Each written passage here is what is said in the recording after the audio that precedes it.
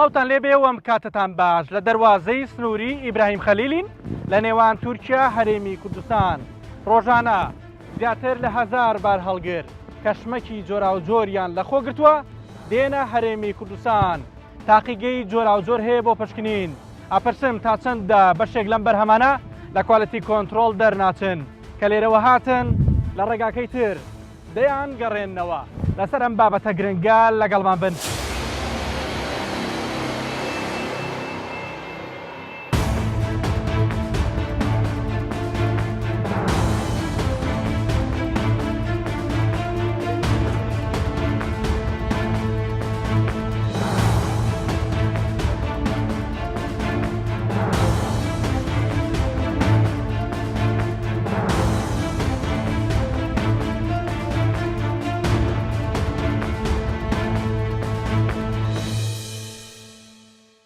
لەم خاڵە سنووریەوە دوای ئەنجامدانی ڕێفراندۆمی سربەخۆیی کوردستان ئاڵوگۆڕی بازرگانی هەر بەردەوام بوو تەنانەت ڕێڕەوی بازرگانی بە ڕێژەیەکی زیاتر لە جاران لەم دەواازە سنووریەوە گەشەی بەخۆیەوە بینی لەم پرۆگرامەدا بە وردی بە دوایی بابەتی گلەی و ڕەخنەی بەشێک لەو خاوەن کۆمپانیا و بازرگانانە دەگەڕێم کە لە توندکردنی کۆنتترۆل و پشکنینی بەرهەمە هاوردەکراوەکانیان لە دەواازەی سنووری ئیبراهیم خەلیل بێزار بوون یان ناچارن لە ڕێگایەکی ترەوە بارەکانیان هاوردەی هەرێمی کوردستان بکەن. هەر لەگەڵ دەستپێکی وێنەگرتنی ئەم پرۆگرامە چەند جەندرمەیەک لە پاسەوانانی خاڵە سنووریەکە لە بەشی تورکیاوە بەرەو ڕوومان دێن و دەیانەوێت دڵنیابن لەوەی کاری وێنەگرتنەکە بە چ مەبەستێکە. ئێستا ڕوون بۆیەوە و ئێمەش بەردەوامین. ئێستا من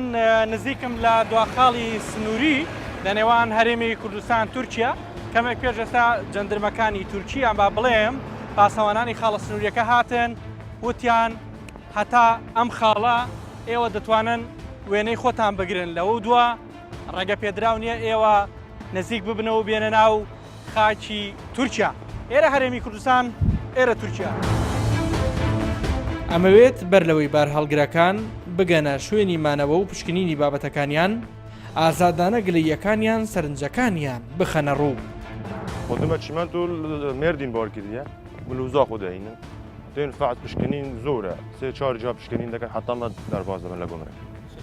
ئەرێوە جار هەبوو باریوە ڕەفز بکرێت یان نێڵن هەوردەی هەرێمی کوردستان بکرێت. یەمە خۆمان ڕەفز نەکردیە بەس هەواڵەکەم سێ چهار سیارە بی تاریخ لێ نەدابی کە چ مشکلایی بی ڕەفز کرد دبڕام. چارەسەریەکە بینێت بۆ سایقی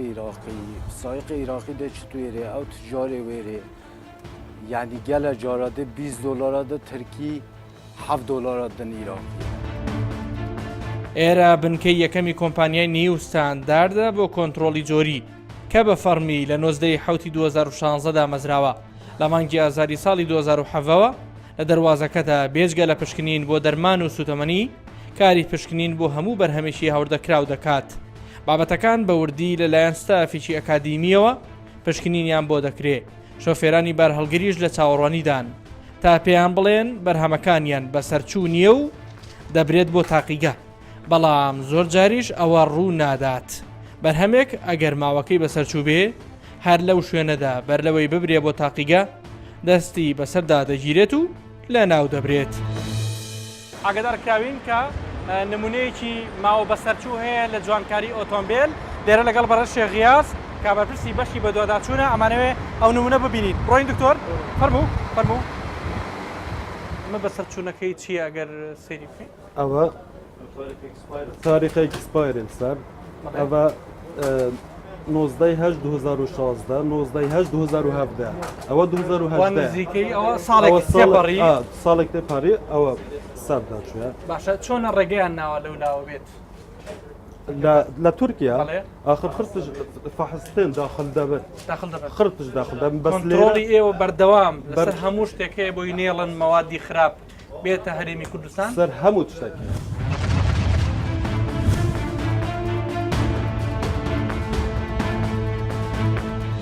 بەڕێوەبەری گشتی کۆمپانیای نیو ستاندارد کە لە هەمان کاتدا پرۆفیسۆر یاریدەدەرە هەموو نووسرا و بەڵگەکانی چۆنێتی کارکردنیان بە شێوەیەکی زانستی دەخاتە بەردەستی تیمی بەرنامەی بنکۆڵ بەڵام بۆ ئێمە گرنگە چاوپێکەوتن و وەڵامی پرسیارە ڕاشکاوەکان لەم بەڕێوبەرە هەر لە نزیکی بار هەڵگرەکانەوە بەدەست بخەین. بەردەوی دەستکەین بە گفتوگوی ئێمە نمونەیەکمان بینیم مەوادی بەسەرچوو بوو جوانکاری ئۆتۆمبیل بەسەر چوو بوو دەستان بەسەراگرت نایڵن بڕۆوەنی دکتۆر نەخێر ئەگەر بەرپرسێک تەلەفۆنتان بۆ بکە حکومی بێ حیزبی بێ بڵێ من لە پشتیەوەم با بڕوە ڕێگەیان زۆر بۆیە ئەو شتە و تەحەداشەکەم یەک شش نەبووریە بە پێی تەلەفۆن و یان زۆغۆتات یان واستەگێری و ئەو شتانە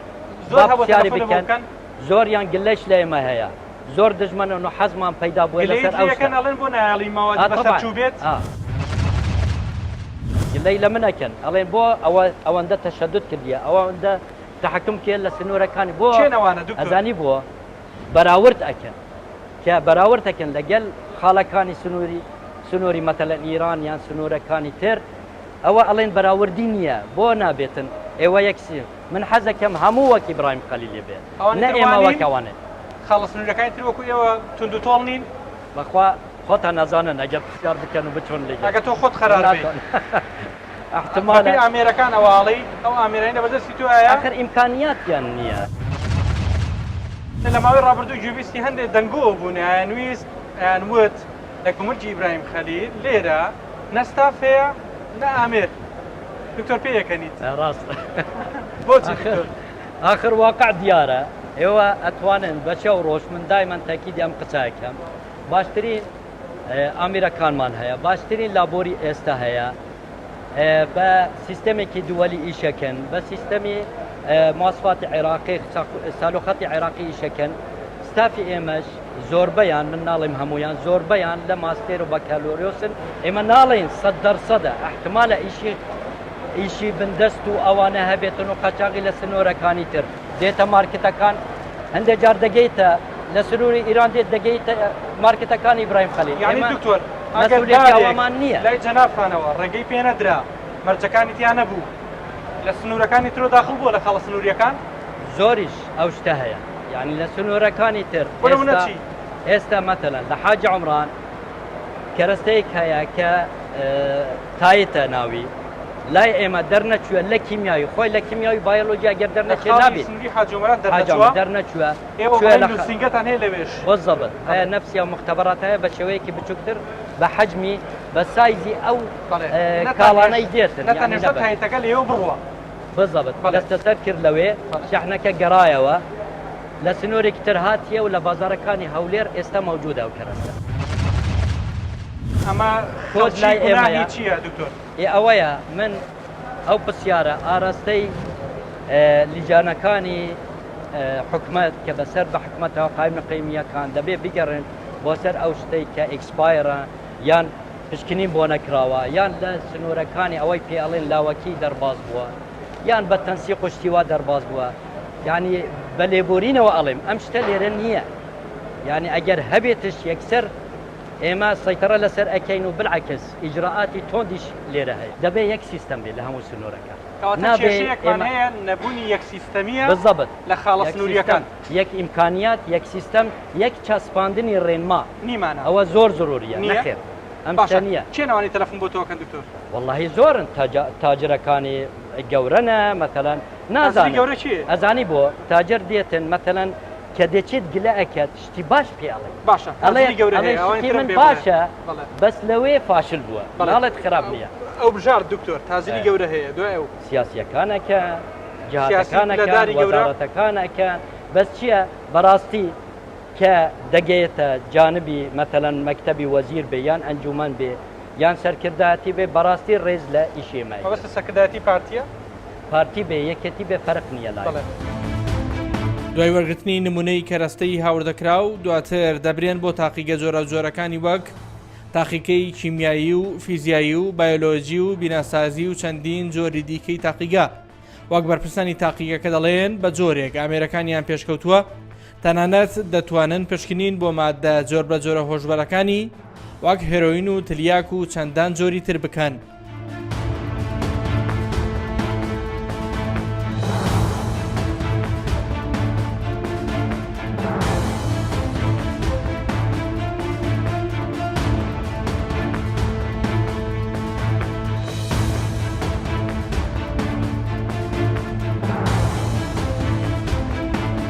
دڵنیاییان بە خەڵک کە هیچ مەوادێکی خراپ داخل نابێ بە هەرێمی کوردستان خراپ داخل نابێت ئەم شێن بچنە گەرانتی خراپ نابێت چکە ئەو ڕێکی ئەم اعتیمادکن لەسەر ڕێکێت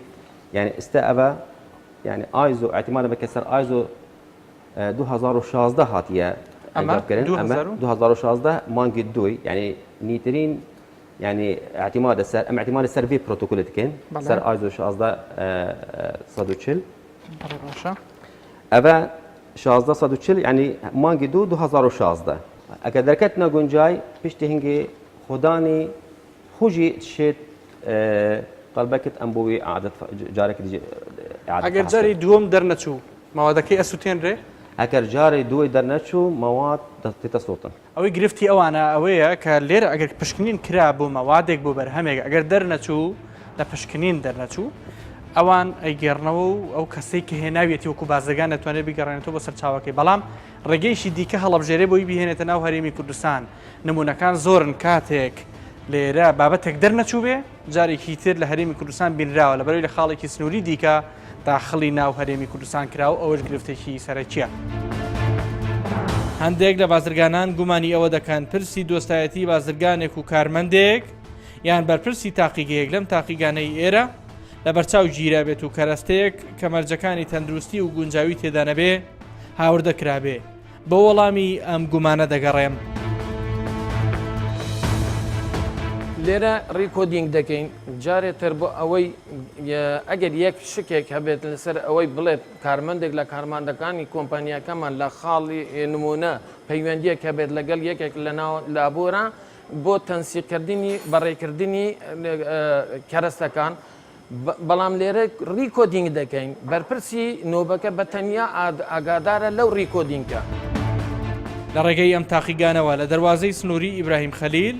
لەگەڵ دەست بەکاربوونی کۆمپانیای نیوستاندارد بۆ کۆنتترۆلی جۆری لە ماوەی نێوان مانگی سێ بۆ سیوێکی دوانزەی ساڵی 2007 دەیان نمونەی کەرەستە و بابەت دوای پشکنین ڕێگەی پێدراوە هاوردە بکرێت و چەندانی تریش ڕەتکراوەتەوە. لە تاقیگەی چیمیا 9911 کەرەستە ڕێگەی پێدراوە و 529 کەرەستەیش نەگونجاو بووە و ڕەتکراوەتەوە. لە تاقیگەی فیزیا 25961 کەرەستە ڕێگەی پێدراوە و 2437 بابەتیش ڕێگەی لێگیراوە. لە تاقیگەی بایۆلۆژی 92100 بابەت گونجاو بووە و 283 کەرەستەش ڕەتکراوەتەوە. لە تاقیگەی بیناسازی 37987 کەرەستە هاوردەکراوە و 95 جۆر کەرەستەی دیکەش نەشیاو بووە بۆ بەکارهێنان. ئامارەکانی شەژمانگی ڕابردووی ئەم ساڵی کەرەستەی هاتوو لە مەرزی ئیبراهیم خەلیل بەم جۆرەیە. لە تاقیگەی بیناسازی 15220 کەرەستەی بیناسازی هاتووە و 121 کەرەستەیش ڕەتکراوەتەوە. لە تاقیگەی بایۆلۆژی 7781 بابەتی پەیوەست بە بایۆلۆژی هاوردەکراوە و 334 بابەتیش نەگونجاو بووە. لە تاقیگەی فیزیایی 7242 کەرەستە هاتوۆتە هەرێمی کوردستان و 1084 بابەتیش ڕەتکراوەتەوە. لە تاقیگەی چیمیاش 146 بابەت نەگونجاو بووە. لە بەرامبەریشدا 75940 بابەت ڕێگەی پێدراوە هاوردەی هەرێمی کوردستان بکرێ. ئەگەر لە پێشتر کاری پشکنین و ڕادەستکردنی بە بازرگان نزیکەی هەفتەیەکی پێویست بووایە، ئێستا کارەکان بۆ نزیکەی 24 کاتژمێر کەم کراوەتەوە. بەڵام ئەوەی تا ئێستا ڕوونە و جێگیری بەرپرسی کۆمەلگەی نێودوڵەتی ئیبراهیم خەلیلیش دووباتیەکاتەوە نەبوونی یەک سیستەمیە بۆ پشکنینی بابەتی هاوردەکراو لە نێوان خاڵە سنووریەکانی هەرێمی کوردستان.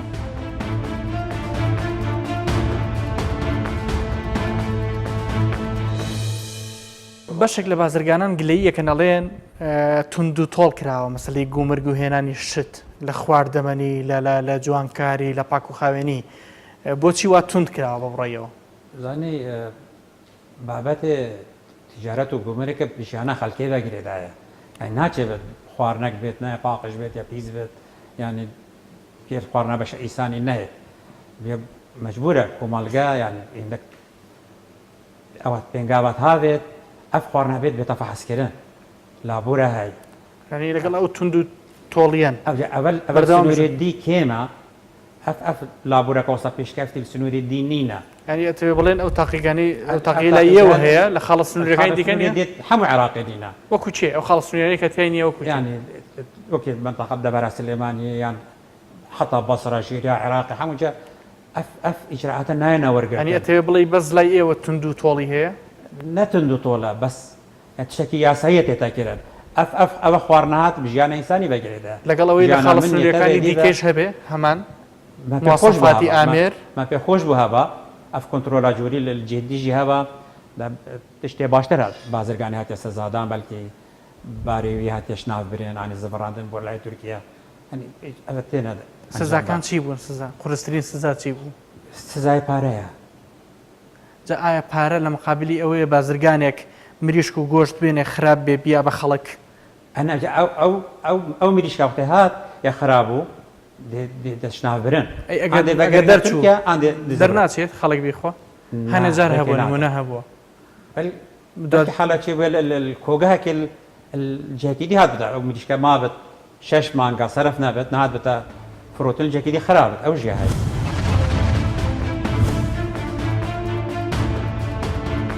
بەپێی نووسراوی بەڕێوەبەرێتی گشتی گومرجی هەرێمی کوردستان کە لە سەرەتای مانگی نیسانی ئەم ساڵ بە ژمارە 4843 دەرچووە ئاراستەی کۆمەلگە و بەڕێوەبەرێتیەکان و گومرجی هەر چوار مەرزی ئیبراهیم خەلیل و باشماخ و حاجی ئۆمەران و پەروێزخان کراوە تێیدا بەڕوونی داوای ئەنجامدانی چەند ڕێکارێک کراوە لە ماوەیەکی دیاری کراو لەوانە یەک پێکهاتنی لیژنەیەک لە نێوان خاڵە سنووریەکان بۆ یەخستنی نرخەکانی پشکنین دوو پابندبوونی سەرجەم تاقیکەکان بە پێوەرەکانی پشکنین عێراق سێ دەبێت تاقیگەکانی باشماخ و پەروێزخان هاوشێوەی ئیبراهیم خەلیل گرێبەستەکانیان چاک بکەن چوار دەبێت تاقیگەکان بڕوانامەی ئایزۆی نێودوڵەتی بەدەست بهێنن پێنج دەبێت ئەو بابەتانەی لە پشکنین دەرناچن ڕاستەوخۆ لەبارەیانەوە زانیاری بدرێتە گومرگ و تاقیگەکانی دیکەی هەرێمی کوردستان شش دەبێت لیژنەیەک پێک بهێنرێ بۆی بزانرێ ئامێری تاقیگەکان لە ڕووی کارکردن و کواڵێتیەوە وەگەکن یاخودنا حەوت دەبێ مانگانە یان دوو مانگجارێ کۆبوونەوە لەلایەن بەرپرسی تاقیگەکانەوە ئەنجام بدرێ بۆ چارەسەری کێشەکان بەڵام هەر لە ڕێی ئەم بەرنمەیەوە ئەوە ڕوون بۆتەوە زۆرینەی ڕێنمایی و ڕاستپاردەکان تەنها لەسەر پەڕەماوەتەوە و جێبەجێ نەکراون.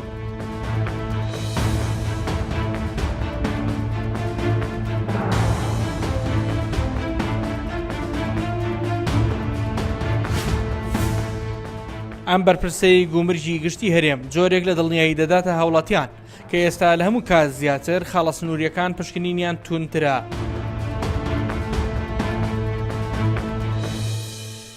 ئەوترێت لە خاڵێکی سنووری کە ڕێگە نەدرا بە مەوادێک لە خاڵێکی دیکەوە هاوردەی هەرێمی کوردستان کراوە ئەوە چۆن حالەتی ئەگەر بە غێر ڕسمی داخل بیان بە شێوەی قاچاق هاتی بێت ئەگەنە بە شێوەی ڕسمی ئەوانش هەمان ینی خاضە ئەلۆی هەمان پشکنی لە بۆ بکرێتن لەو دەواازی کە داخل هیچ کەسێک بە دەرنێ لە پشکنی نێوچێت ڕێنمایەکان دەرچوە لە وەزارەتی خۆمان وەکو وەزارەت دارایی تایبەت بە ئیجراعاتی کارکردنیان و ئەو شێوازەیە کە ئەو کاڵانە پشکین بۆ دەکرێتن بە شێوەیەکی موحەد بە هەموو دەواازەکان وەکو یەک دەرچوو. من لەگەڵ بەرپرسی خاڵی سنووری هەبوو قسەم کردوتیتی لەم خاڵە سنووری ئێمە ڕێگەمان نەداوە بە فڵان مەوادی پاکەرەوە باشە پاک و خەوێنی بەڵام لە سنووریکی دیکە هاتوو لە مارکێتەکانی هەولێر و سلەیمانی ئەفرۆشێ. ئەو حالەتێ ئەگەر بە قاچاق داخل یەگەنە بە ڕسمیش نییە بە قاچاقش حالەت زۆر زۆر کەما ینی نییە ئەوەش ناتوانانی کۆنتترۆل بکە لە هەموو دنیا توانانی 100% کۆنتترۆلی قاچاق بکرێ بەڵام بە فەرمی لە دەواازەکان هەمان مختبەر مەوجود. ئەمانە تەدەخلی ئیشیان ناکرێت بەرپرسانی حیزبی حکومی تەدەخلیەوە ناکەن ئەوەی من ئاگادار بە ڕاشکاوانە پێ دەڵێم ئەوەی کە جەنابەت باسەکەی ئەو قۆناغە بەسەرچوو کە دەداخلی ئیشی مەسایلی فەنی و مختبەراتی بکرێت. بەڵام من پرسیارم کردووەڵێن تەلەفۆنمان بۆ کرێت تەلەفۆنی جۆرا جۆریێت بەس جوابەکان ناینەوە کە جواب نادێتەوە جوابەکەی خۆی جەنابەت داوە کە جوابێن نەداوە ئەوان وتیان تەلەفۆنمان بدەکرێت بەڵام ئەمە جوابیان نادێن کە جوابن کەواتی ئیتزام ناکەن ینی پابەند نابن بە هیچ زەختێک دەخل هەر هەیە لەبەرەوەیکردنی هەر من زۆر جار لەگەر ئەو حالەتانە باسەکەم ئەگەر هەر زەختێک بکرێت لەسەر مەسەلەی پشکنی کوالیتی لە ڕووی ئینسانیەوە شتێکی زۆر غەڵەتە لەبەری ئەو لەوانەیە ئەوە بیداتیش باسم کرد ئەو خواردنە کە دێ داخل دەبیت ئەگەر من بەیانی واستەم کرد بۆی داخلی کەن ئەگەر کوالیتەکەشی گونجاو نەبی لەوانەیە دوو بەیانی ئەو بابەتی بێتە ناو ماڵی من ماڵی تۆ بەکانی لە بازار و مۆڵەکانی هەرێمی کوردستان دەمانەوێت سەرنجی وڵاتیان بزانین کە تا چەندە ئەو بەرهەمە هاوردەکراوانی بەکاری دەهێنن دڵنیاییان هەیە و بە ئاسوودەیی بەکاری دەهێنن لە ناو ماڵەکانیان. حسنە دڵنیای لەو جلوبەرگەی کە لەبەر یەکەی کوالەتیکی باشی هەیە. والله بەتەکید هیچی کوالەتی نییە. ئەوەشی کە لە تورکیاوە بەحساب بکەیت زۆر باشە و دەرەجەیەکان بەڵام هیچ وەکو ئەوانەی ناو تورکیانی بکەن بۆ ئێرە. باشە لەسەر خاڵە سنووریەکان بە گشتی قسەت چییە تا سەنە هەستەکەی تۆ ئەگەر بچیت ماوادێکی خۆراکی بکڕی لە ماڵ لی بنی دڵنیایت کەی بە مناڵەکەت تووشی هیچ گرفتێ نابێت. والله لە ڕاستیەوەمان لێ هاتووە یعنی بەتەکیدی ژەروایە ئەو جۆرە فەحسانی کە لەسەر دەواازەکان نەکرا یعنی بۆ شێوەیە نییە لەوانەیە ئەوانی کە لەوێن بە شێوەیەکی زۆر ئیهمال بیگرنە بەر و فەحسی بە تەواوەتی نەکەن. تۆگە لە خاڵە سنووریەکان و پرسیاڵەیە مەسافی باشمان هەیە ئەمێری باشمان هەیە بە ویژدانین کارمەندەکانمان ئیشی خۆیان نەکەن. من یەکشت ئەگەرمم خۆم لە گومرگ بووم ئەگەر شتێک بەهاتا گەڕایەنەوە کە خۆم لە هینی مەرزەکانە نیم بەڵام وەکو ناو دایرەکە باسییان کرد جارێ خۆراکێک هاتووە تاقیکردنەوەکەیان چی بووە بەس تەنها خواردوێتی یەکێکیان توێتی تەواوی بینیە بابەتەکە بڕوە تەنها تامی کردووە. من ئەمە ئەو موادی کە ئەیبەمەوە بە ماڵ و مناڵەکەی خۆم لە مۆڵی کڕم لە دوکانێک لە مارکێتێک لە جێگەی کڕم حەزم لێ ینی 100% دڵنیا بم لەوەی کە ئەیان نێمێ تووشی نەخۆشییان ناکات تووشی ینی شتی ینی موادی خراپ نەبێ حەزم لێ نیە. زۆر باشە ئێستا دڵنیاییت نییە تا ڕادێک بڵێم زۆر نا لە سایە چەند دڵنیایت لە سایە وڵی لەوانەیە 65 دڵنیا هەتا ئەوەنە دڵنیام لەوەی کە کوالیەتی باشە زیاترنەوە تا چەند دڵنیایی کە بابەتەکەت هەڵگرت لە مارکێتەکە ئەیبیتە ماڵەوە لی بنێن دڵنیا بن لەو گۆشتە لەو مریشکە دڵنیایی نییە دڵنیایی نییە بەڵگەشمەوەیە نەخۆشێکی زۆر پیا بووە نەخۆشی گەدە پیا بووە نەخۆشی شێرپەنجە پیا بووە وەکو لە پەیجەکانە جان بەڵێ زیایی کردووە بۆچی زیایی کردووە چونکە زۆری خواردەمەنیەکان خراپە یەکێڵێ جارێ هەر ناوێرین برنج بخۆی ئەڵێن نایلۆنە نازای ڕووکەیتە کوێ مەجبور گەڕاوی تۆ سەر برنجە کوردیەکە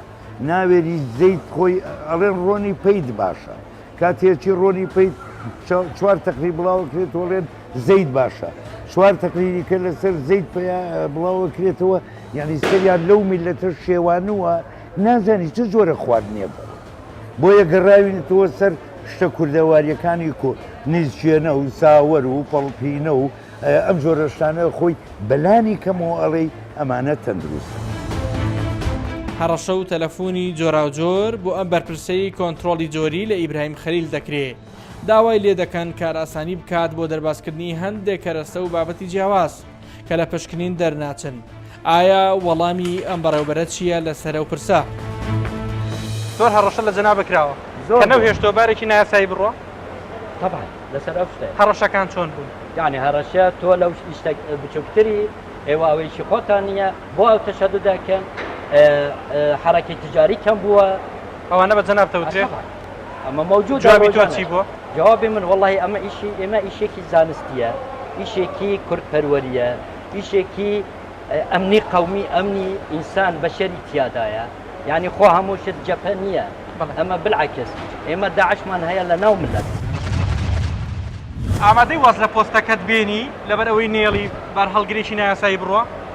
بە 5 دقیقە بە 5 دقیقە وازێنی من ئێستا مستعدم یەک بار هەڵگرنە ڕۆیشتم بە تەوقیع من یان بە تەوقیع ستافی من 5 دقیقە بل لەگەڵ ستافی خۆم ئەوەی بێت کاتە گوێ بە هەڕەشەکان و تەلەفۆنەکان ئەوانە نایت و بالعکس زۆر جار شتی ئەنجومەنی وەزیران هاتیە شتی زانکۆیەکان هاتیە شتی UN هاتیە کە زۆر گلە لە ئێمەکەن ئەڵێن کاکە ئێمە کوالەتینی بالعکس شتی UN بۆ ئاوارەکان دێنن هەندێکیان شتی کەمی ماوە دوسێ ڕۆژی ماوە بۆ ئەکسپایرەکەن ئەڵێن کاکە ئەوە بۆ ئاوارەکانە کاکە ئاوار نەفس نییە بەشێر نییە. خەڵکانێک کە ئەم قساناکەی جەنابەت ئەوەندە تونند و تۆڵیتان هەیە و وا هەموو مەرجەکانتان ڕەچاوکرد و ستافی باش و ئەمیری باشت هەیە خەڵکانێک ئەگەر بڵێن وانە یان نەمان بینیوە کە ئەوەی دکتۆر باسیەکە تۆ چی لەسەرەوە ناڵی؟ والله یاسا ئەو کاتە یاسا قسەکەتم ئەوەی تاعن و تەشیر بکە یان دەبێ ئیسباتی بکە یان جوابی خۆ ئێمە کۆمپانی ئەتوانین یەکەی یاساییمان هەیە سکاڵە لەسەر سەرجلەکەی من ئەڵێم ئێستاش تکراری شەکەم ئەوەی محاولە بکە مادەی کەرەستەی نەدروست بینێ لەم حدوودە با تاسی لە حرەکەی تجاری بکە باشترش بینێت. سپاس دکتۆر موفق. البته ئەوەی ئیسtinتاجی قسەی جنابی دکتۆر موفق بەرواریە کە بەپرسی بڵێن بەڕێوەری جێبەجەکار لە کۆمپانیای نیو ستاندەر بۆ کۆنتترۆلی جۆری کوالەتی کۆنتترۆل ئەو تەحەداکە کە